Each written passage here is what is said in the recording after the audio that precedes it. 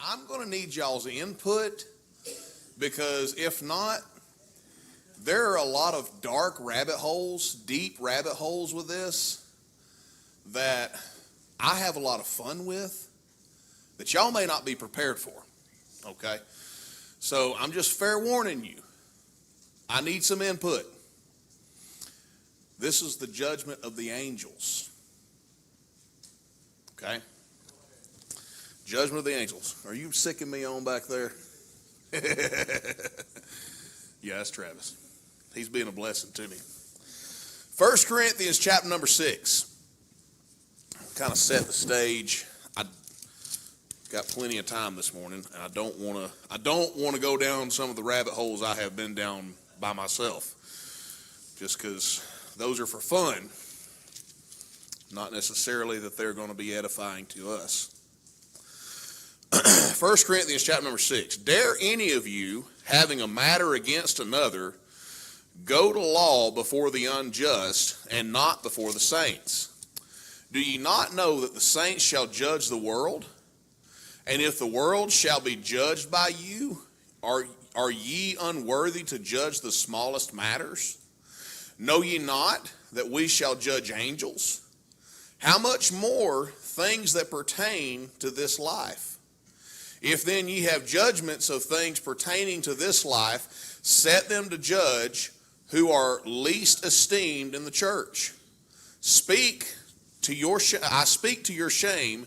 It is so that there is not a wise man among you, no, not one that shall be able to judge between his brethren.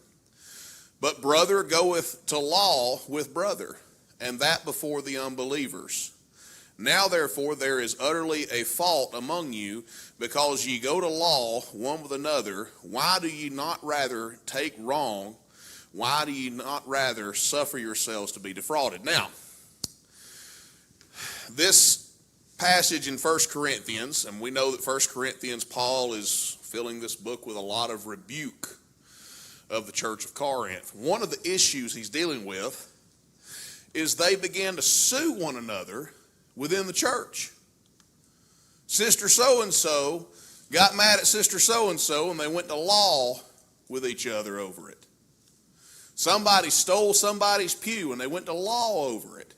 Somebody got up and offended somebody, and they went to law over it. And what they were doing is they were having problems that they were taking before the pagans. They were taking them before ungodly judges and going to the court of law. And what Paul is challenging them is, why can't you settle these matters within your church body? Why can't you settle these issues?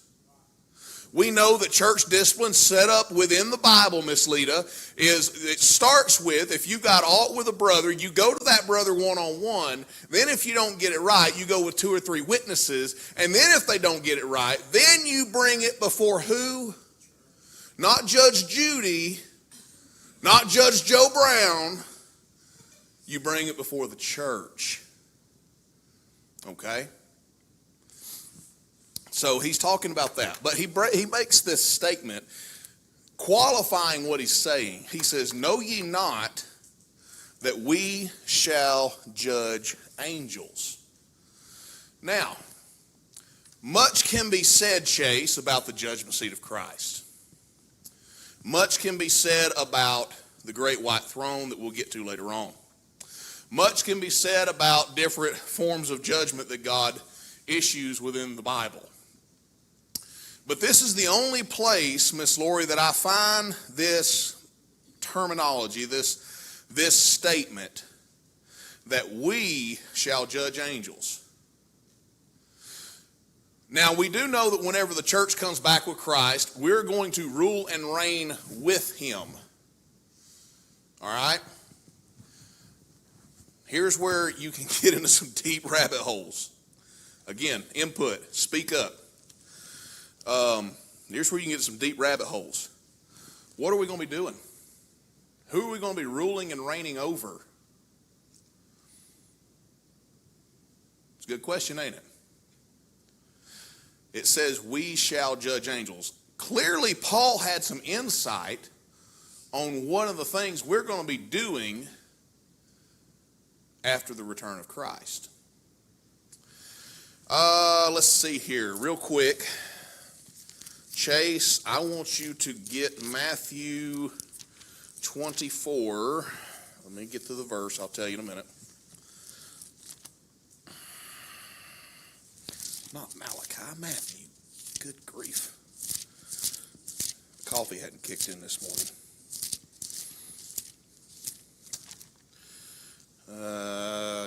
24, verse number 37. Hang on, let me get you a microphone.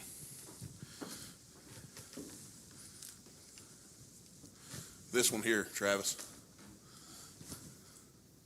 Right here. I'd tell you the color, but I know that's pointless. I mean it in all the love. All right, Matthew 24, the verse I gave you. 37.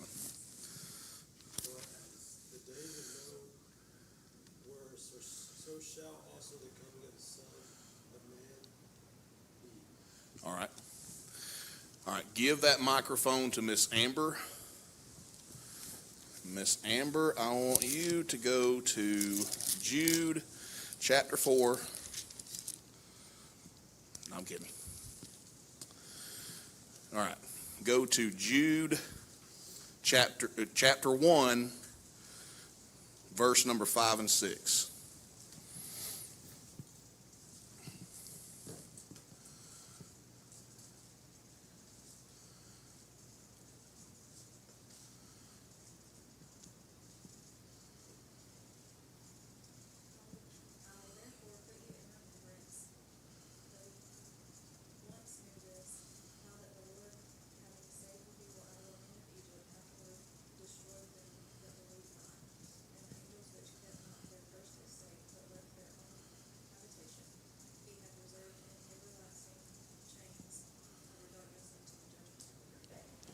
Very good. All right. As it was in the days of Noah, so shall it also be in the coming of the Son of Man. If we go to Genesis chapter number 5, and I'll read this part.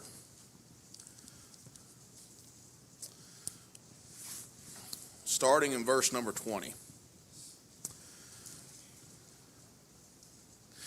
And all the days of Jared were 962 years, and he died. And Enoch lived 65 years and begat Methuselah. And Enoch walked with God after he begot Methuselah 300 years, and begot sons and daughters. And all the days of Enoch were 365 years, and Enoch walked with God, and he was not, for God, what? Took him. In biblical typology, Chase, this is a picture of the rapture of the church. All right? We go over to Genesis chapter number 6, and we start seeing the story of Noah. But there is something that is sandwiched between the account of Enoch being raptured and the account of Noah. And Noah is a type of Israel going through tribulation. Enoch's a type of the church. Noah's a type of Israel. God preserves Noah through that flood. Enoch he took out before the flood happened. There's something that happens sandwiched in between there. And again, this could be some deep rabbit holes we're not going to get into. I promise you, I'm not going to take you down the dark, twisted path of my mind.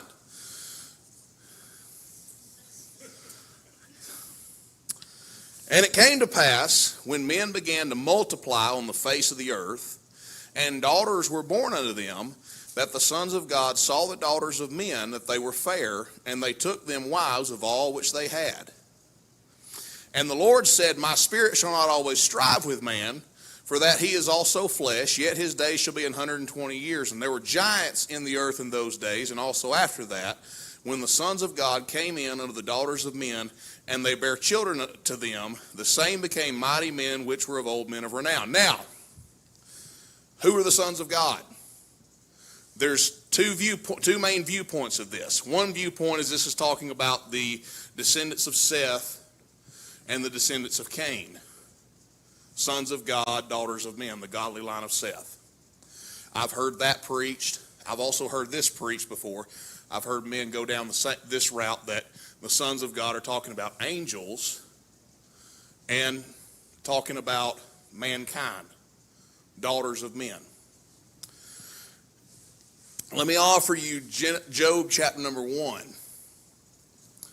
Let me go to Job chapter number 1. And Job, we know, if you study biblical history, is the oldest book by time frame.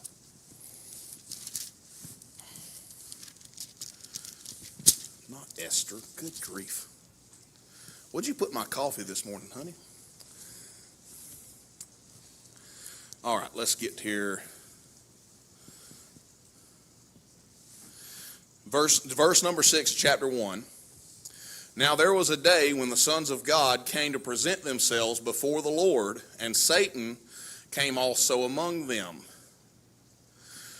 Okay, so is this saying that, and Job was written after the fall, we know this, but is this saying that the sons of Seth were presenting themselves before God and Satan came among them? Or is that reference to sons of God referring to angelic beings? Sounds like angelic beings to me.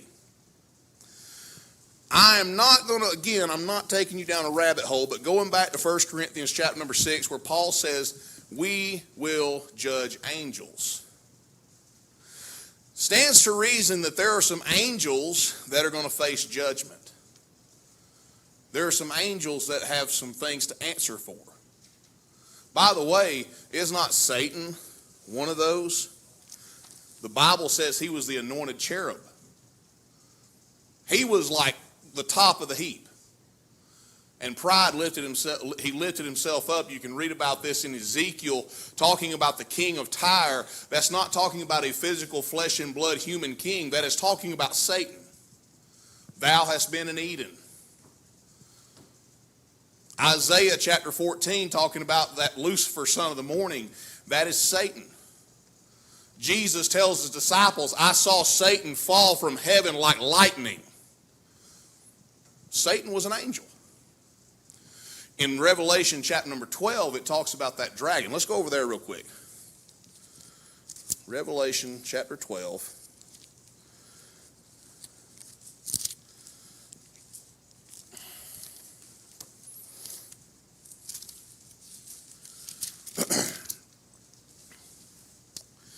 And there appeared a great wonder in heaven, a woman clothed with the sun and the moon under her feet, and upon her head a crown and 12 stars.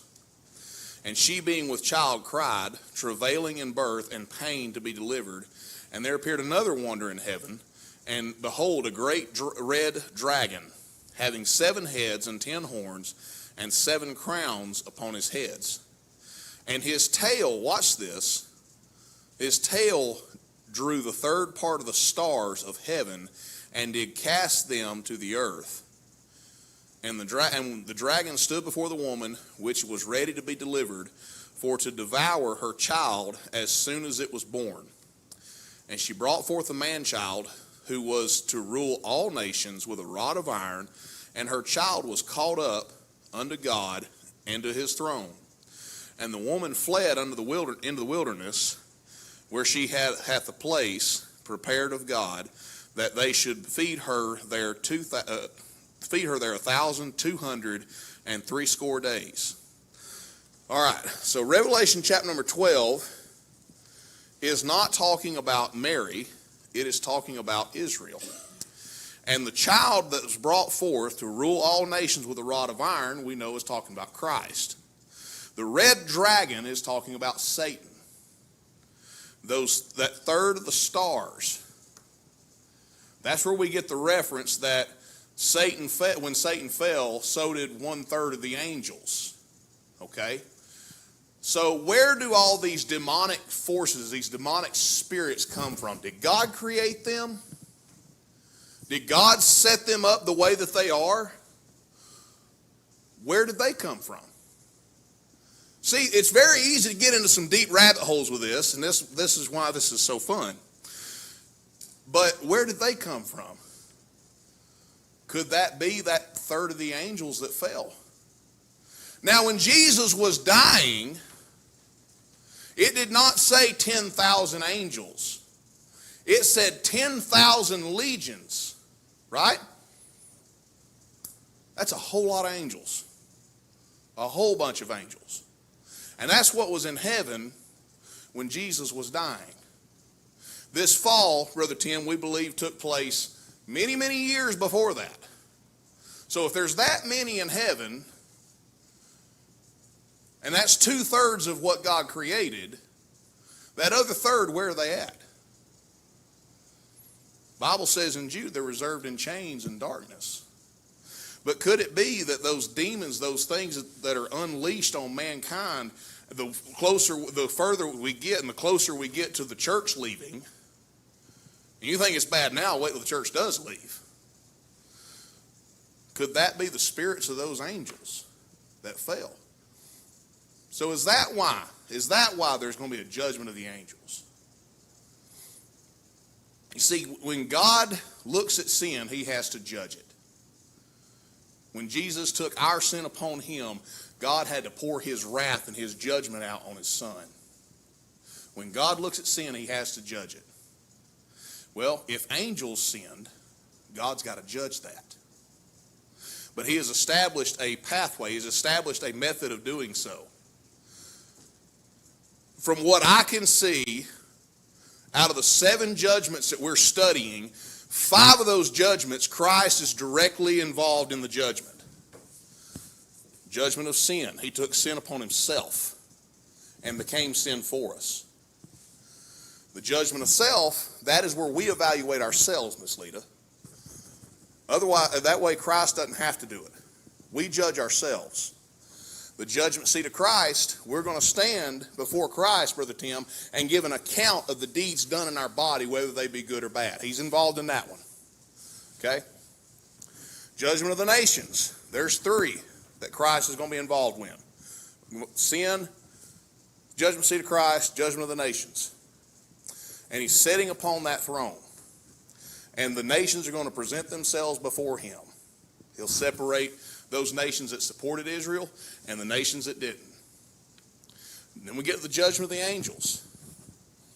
And it says, we, Miss Lita, in 1 Corinthians chapter 6, we shall judge angels. So there's the second one that he's not directly involved with. Then there's the time of Jacob's trouble. We'll get into that tribulation period, where God is pouring his wrath out on this world to deal and to judge his adulterous wife Israel. And then we'll get into the great white throne. So 5 of those judgments Christ is directly involved with. 2 of those judgments we are. So when the Bible says that we're going to rule and reign, Brother John, with Christ, that's what he's talking about. We're going to we judge ourselves on a daily basis. Paul had to judge himself on a daily basis. Said, I die daily. We have to die daily to our flesh, to our sin, to our wicked desires. That's self-judgment. But the day is going to come when we're going to sit in judgment over angels. This is purely speculation, but could it be that God's going to let you deal with some of the spiritual forces that bother you in your flesh? Those things that you do your best to avoid, the weights and the sin that does so easily beset you. Could it be that he may let you be involved in that? I don't know. The Bible don't say that. Pure speculation. All right. We got plenty of time. Y'all give me some feedback. Man. Killing me. Thoughts. Chase, speak up. Is this boring? It's not, but y'all promise it's not boring. Okay. So what are y'all thinking? Do what? Your brain don't think the way. That's probably good. That is probably a good thing. Any of the other judgments we've covered so far? Y'all speak up. Give me some feedback. What's some things y'all are getting from this?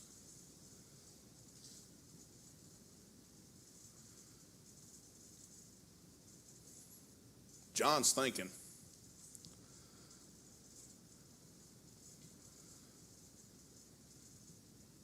You got nothing?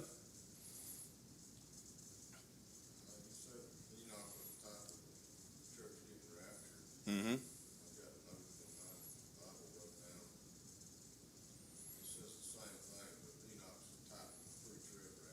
Yes. Yes, it is pre-tribulation rapture that's type of. The tribulation period, that flood is the type of that.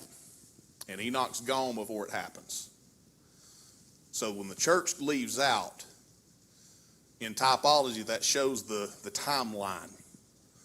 But the tribulation starts whenever the church leaves. And whenever we brought up, as it was in the days of Noah. In the days of Noah, you had a picture of the rapture. You had a picture of the tribulation period. You had man interacting with what many ancient archaeologists describe as gods. I told y'all I was not going to do this. Interacting with angels, interacting with spirits. All this stuff, the witchcraft and things that kids are playing with today, the Dungeons and Dragons and the Ouija boards, that's not new stuff. That stuff's been around all this time and goes back before the flood. Where do you think it come from? Where did it all come from? I told y'all I was not going to. All right. But that's where it comes from.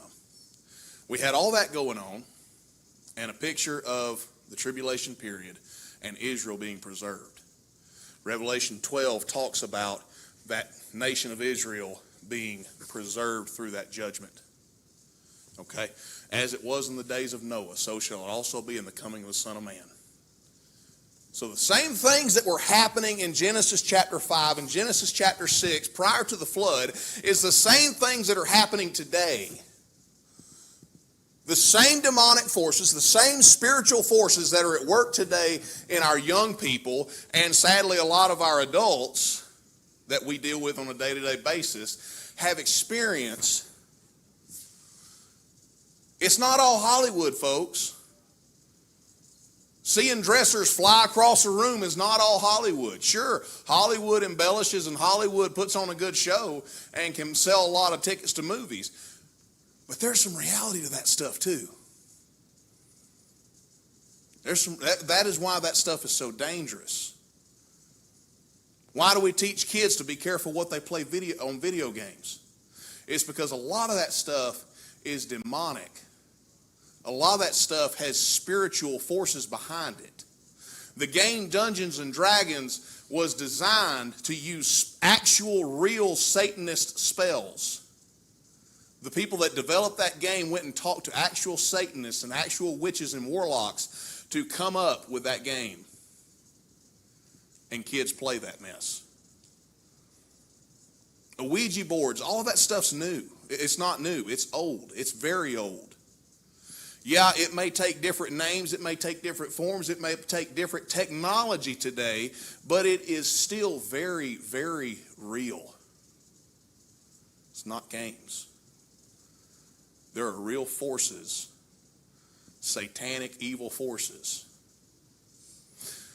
So in the judgment of the angels, I believe that's one of the things that we're going to be dealing with. One of the many things we're going to be dealing with is those angels that left heaven with Satan. And that's orchestrating all this stuff. By the way, did y'all know that Satan cannot be omnipresent like God?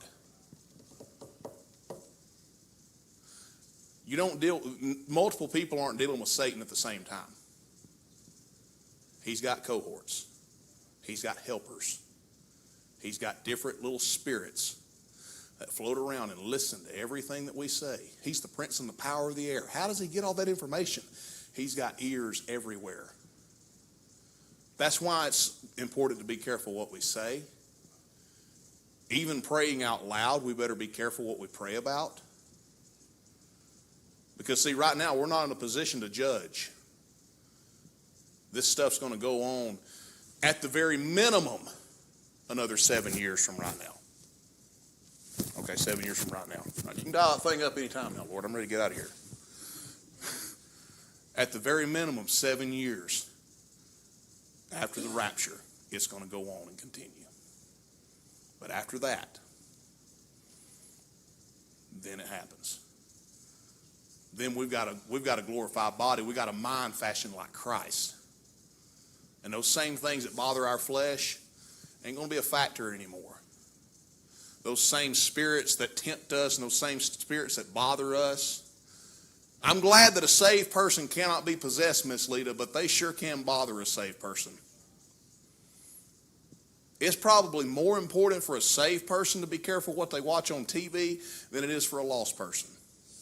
And what we listen to on the radio, what we let in our ears and our eyes, it's probably more important for a saved person than it is for a lost person. Devil's not worried about trying to get a lost person. They're already lost. But if he can ruin our testimony,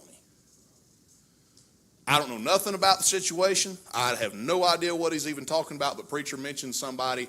He mentioned that there was a preacher in another church that got caught doing some very bad things. The man's testimony is shot. It's done. No matter how long he lives, Miss Lita, for the rest of his life, it's ruined. And if Satan or one of his cohorts can ruin your testimony, I don't care how many years you live for Christ thereafter, there's always going to be a mar on your testimony, a scar, a wound on your testimony. And you'll never recover from that. So anyway, we got 10 minutes until church time. Hope this was fun.